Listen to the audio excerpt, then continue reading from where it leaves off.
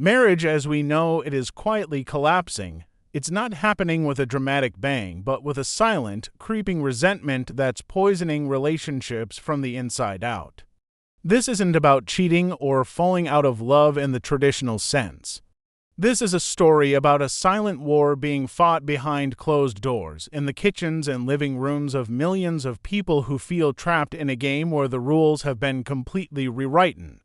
A massive shift in expectations has left both men and women feeling exhausted, unappreciated, and fundamentally misunderstood. What if the very things that are supposed to build a strong partnership, fairness, communication, and mutual support, have become the new battlegrounds?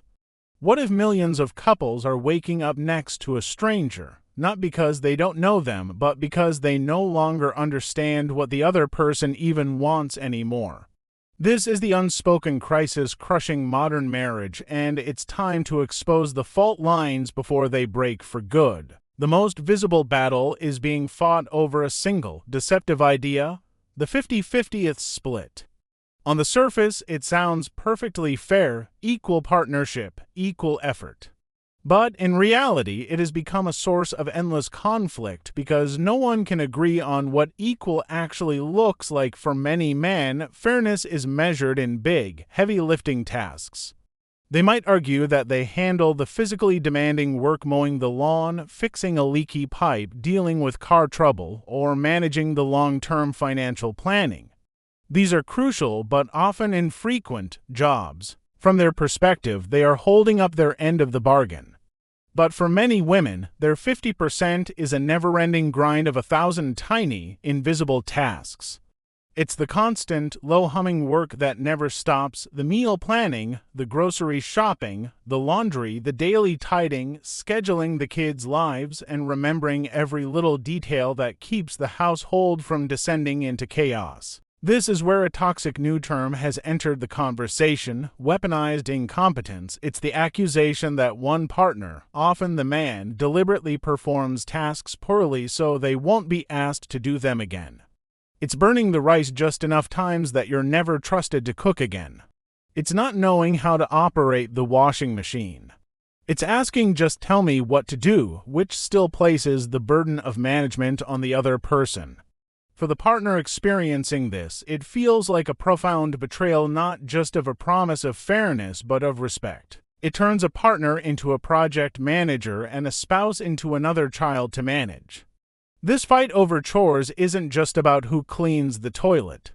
It's a symptom of a much deeper, more corrosive problem.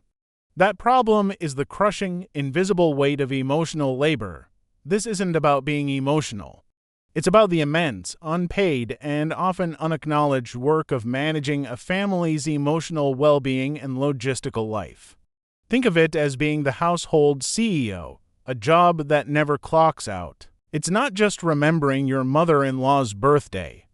It's noticing weeks in advance that it's coming up, researching gift ideas she'd actually like, purchasing the gift, wrapping it, writing a thoughtful card, and making sure it gets sent on time. It's keeping a running mental inventory of what's in the fridge and what needs to be bought. It's anticipating a child's needs before they have a meltdown. It's being the one who has to initiate difficult conversations about the relationship, the budget, or the future. For the person carrying this load, almost always the woman, it is utterly exhausting. It's a second full-time job that no one sees on a spreadsheet. When she asks her partner for help, she's often met with "just tell me what to do," but that misses the point entirely. The work isn't just doing the task, it's the thinking about the task in the first place. The mental load of being the family's default manager creates a deep-seated resentment that slowly erodes intimacy. It makes one partner feel less like a lover and more like an administrator, and this feeling of being unseen is pushing many to a breaking point. But while many women feel they're drowning in this invisible work, a growing number of men are responding to these new pressures in a way that has shocked and divided people online. There's a controversial narrative gaining traction in the darker corners of the internet, a backlash that suggests many men are simply choosing to check out of the deal altogether. This is where you hear whispers of movements like MGTOW men going their own way or the more recent and highly debated Passport Brothers. Now, it's important to frame this as what it is: a growing online discourse, not a universal truth. But the sentiment is powerful. According to this perspective, the modern marriage contract has become a high-risk, low-reward proposition for men. They claim that they are expected to fulfill the traditional role of provider, or at least be the financial bedrock, while also meeting a new, ever-expanding list of emotional and domestic expectations. They point to divorce courts, which they believe are unfairly biased, and feel that entering a marriage is like betting their life savings on a coin toss. The passport bro phenomenon is a direct result of this feeling. It refers to men who have given up on dating within their own culture and instead travel abroad, often to Southeast Asia or Eastern Europe, with the explicit goal of finding a wife. They claim they are seeking a traditional partner who they believe will be more appreciative and less demanding than Western women. Whether this is a sad delusion or a rational response is a matter of fierce debate. But the very existence of this movement reveals a deep fracture in modern relationships. It suggests that a significant number of men feel so alienated by today's expectations that they would rather exit the system entirely than try to navigate it. This feeling of being trapped in a no-win situation inevitably spills over into the number one source of conflict in any relationship: money. Money has always been a source of tension, but today it has become a full-blown battleground where trust goes to die. The old model was simple: the man was often the sole provider. But in today's economy, with soaring costs of living, incomes are often a necessity for survival, not a luxury. This has created a confusing and often unspoken conflict. Many men still feel the societal pressure to be the primary earner, yet are also being asked to split every household expense 50-50. This can breed resentment, especially if one partner earns significantly more than the other. It turns the shared life into a transaction. Then there's the darker side of the financial war: financial infidelity. This is when one partner hides purchases, maintains secret credit cards, or amasses debt without the other's knowledge. It is a devastating betrayal because it's not just about the money. It's about the lies. It shatters the foundation of trust that a partnership is built on. It sends a clear message: we are not a team. My desires are more important than our shared security. In this environment, money is no longer a tool to build a life together. It's a weapon used for control or a way of keeping score. And when trust breaks down this completely, it paralyzes the one thing that could possibly fix the relationship. That thing is communication, but in many modern relationships, it has been replaced by the Great Shutdown. This isn't just about poor communication skills. It's a defensive posture born of fear and exhaustion.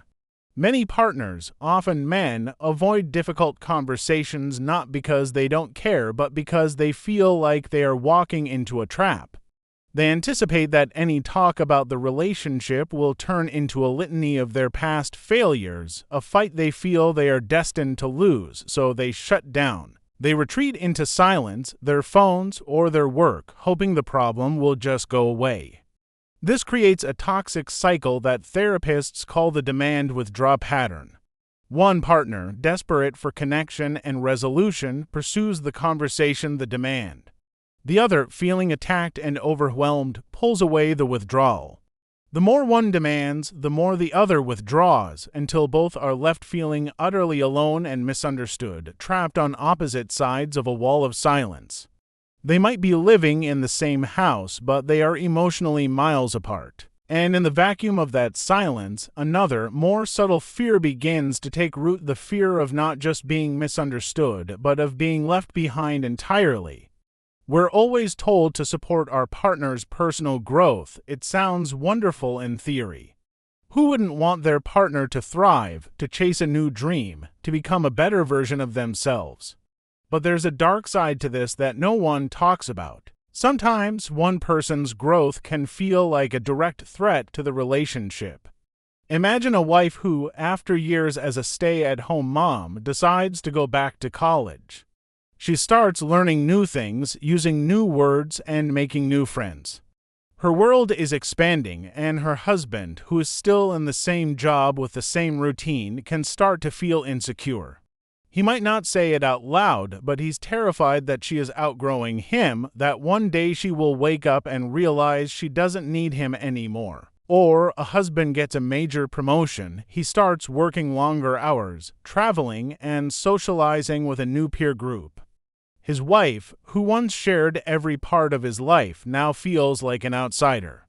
His success, which should be a win for both of them, instead creates a chasm between them. This isn't just simple jealousy. It's a primal fear that the person you built your life with is evolving into someone you no longer know, and that the shared world you once inhabited is shrinking. These internal pressures are already difficult to manage, but they are being massively amplified by a relentless outside force that is making almost everyone feel inadequate. That force is the social media trap. We are the first generation in history to have a window into the curated highlight reels of everyone else's relationships. We scroll through Instagram and see the perfect couple on a breathtaking vacation in Bali. We see the public anniversary posts gushing with praise, the perfectly staged family photos where every child is smiling, and the Instagram husband who seems to exist only to adore his wife. We are constantly comparing our messy, complicated, real-life relationships to these polished, expertly marketed fantasies, and the result is toxic. It breeds a deep and pervasive dissatisfaction. The quiet Tuesday night spent on the couch feels like a failure compared to the glamorous date nights we see online. An argument over who forgot to take out the trash feels pathetic next to a public declaration of undying love. This constant comparison culture subtly poisons our perception of our own partners and our own lives. It creates unrealistic expectations for romance, for parenting, and for happiness. We start to wonder why our partner isn't as romantic, why our house isn't as clean, why our life isn't as exciting. We are measuring our reality against a lie, and it's making us miserable. So, with all these silent wars raging over chores, over money, over communication, and over expectations fueled by a fantasy world, where does that leave the future of marriage? It's easy to look at all this conflict and declare the entire institution a failure.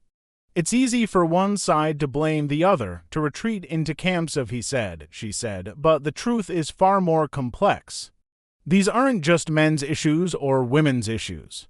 They are interconnected problems in a system that is undergoing a painful, chaotic, and unprecedented evolution.